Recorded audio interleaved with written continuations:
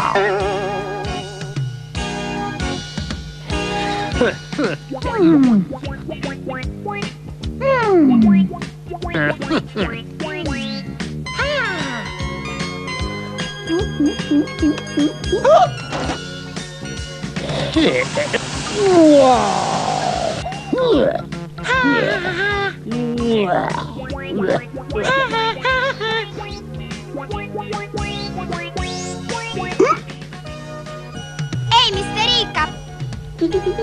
Ma perché non provi a farti passare il singhiozzo?